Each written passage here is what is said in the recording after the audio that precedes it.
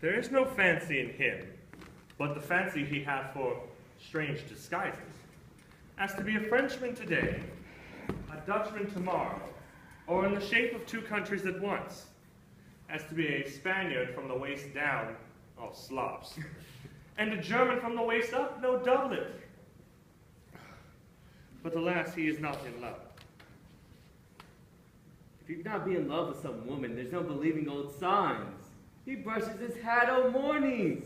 What should that bode? Hath any man seen him with the barber? Nay, but the barber's man hath been seen with him. And the old ornament of his cheek hath already stuffed tennis balls. I do believe you do look sadder by the loss of a beard. Nay. He rubs himself with civet. Can you not smell him of it? That's as much to say the sweet youth's in love. The greatest note of it is in his melancholy. When was he wont to wash his face? Or to paint himself, for that which they say of him. Nay, but his jesting spirit, which has now crept into lute strings and governed by stops. Ah, it's such a heavy tale. Conclude, he is in love. Nay, but I know who loves him. One I warrant who knows him not. Yes, in his ill conditions, and, in despite of all, dies for him. Ah, she shall be buried with her face upward. Yet it is no charm for the toothache. Old Signor, walk aside with me. I've studied 8 or 9 wise words to speak to you, which these hobby horses must not hear. On my life to break with him about Beatrice. 'Tis even so. Hero and Margaret have played their parts with Beatrice. Then the two bears will not bite one another when they meet. My lord and brother, God save you. Good end, brother. If your leisure, sir, I would speak with you. In private? If it please you, yet Count Claudio may hear what I would speak of concerns him. What's the matter? Me and your lordship to be married tomorrow. You know he does. I know not that, when he knows what I know. If there be any impediment, I pray you discover it. You may think I love you not, that appear hereafter and aim bitter at me, by that I now will manifest. For my brother, I think he loves you well, and in dearness of heart hath hoped to help ensure your ensuing marriage.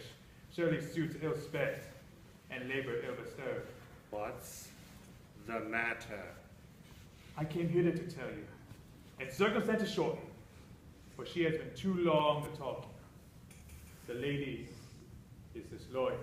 Who? Hero. Even she, Leonata's hero, your hero, every man's hero. Disloyal! The word is too good to paint out her wickedness. I could say she were worse. Think you of a worse title, and I'll fit her to it. Wonder not to further warned. Go but with me tonight. You shall see her chamber window entered, even the night before her wedding day. If you love her then, tomorrow wed her. But it better fit your honor to change your mind. May this be so. I would not think it. If you dare not trust that you see, confess not that you know. If you follow me, I'll show you enough. And when you have seen more and heard more, proceed accordingly. Tomorrow, in the congregation, where I shall wed, if I see anything tonight, why I should not marry her, there will I shame her. And as I joined thee in the wooing of her, so shall I the shame. I'll disparage her no further till you two are my witnesses. Bear it coolly but till midnight, and let the issue show itself. O day untowardly turned. Oh, mischief strangely thwarting. Oh, plague right well prevented. So will you say when you have seen the sequel.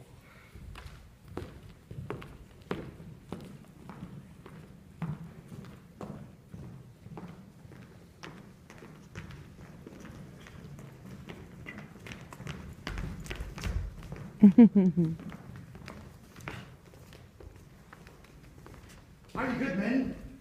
And true? Yea, or else it were pity if they should suffer salvation, body and soul. Nay, that would be a punishment too good for them, if they should have any allegiance in them, being in the prince's watch. Well, then give them their charge, neighbor Dogberry. First, who think ye the most disartless man to be constable? Hugh Oakcake, sir, or George Sequel, for they can write and read. Come hither, neighbor Seacole.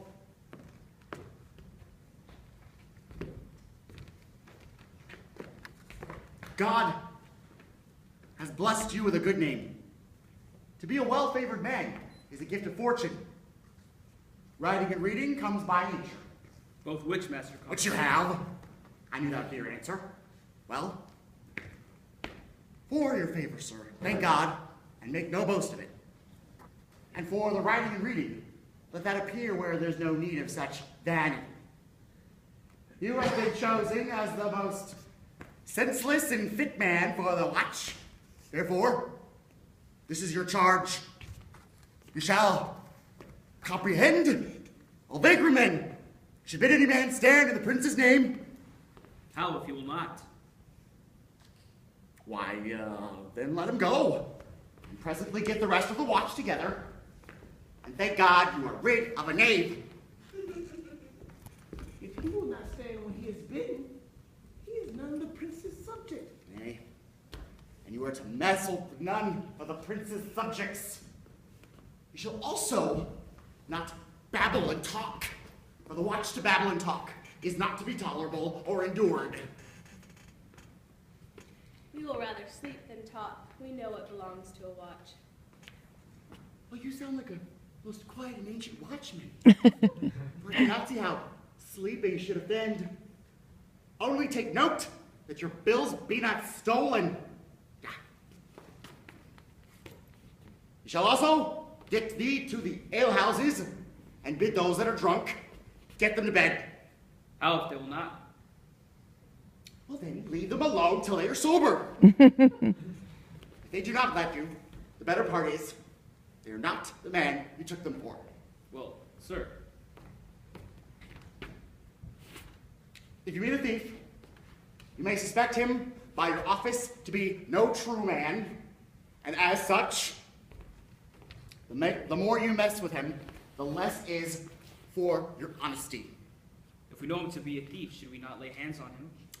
By your office you may, but I feel as if touch pitch shall be defiled. No. When you meet a thief, you show him what he is, and let him steal out of your way. Huh? You've always been called a merciful man, partner. Truly. I would not hang a dog by my will, much less a man that hath any honesty in him. If you hear a child cry at night, you must call a nurse to bid it still. How if the nurse be sleeping and will not hear us? Well, then depart in peace, and let the child wake her with crying. For the ewe that shall not hear the lamb when it baas, will never hear the call of the calf when it bleats. This is true. Well, this is the end of your charge. You are to represent the prince's own person. If you meet the prince in the night, you may stay him. By Our Lady, I think he cannot. 5 shillings to the man who knows the statutes. If you meet the prince in the night, you may stay him. Nay, not if the prince not be willing, for it is an offense for the watch to stay any man against his will. By Our Lady, I think it's so. Well, neighbors, good night. And if there be any weight chances, call up me. Keep your friend's counsel and your own. Come, neighbor. Come, masters, we have our charge. Let us sit upon the church bench till 2, then all to bed. Oh, wait, masters, one more thing, 3 more. I pray you watch upon Senor Leonardo's door. For the wedding being there tomorrow, there's a great coil tonight. Be vigilant, I beseech ye. Adieu.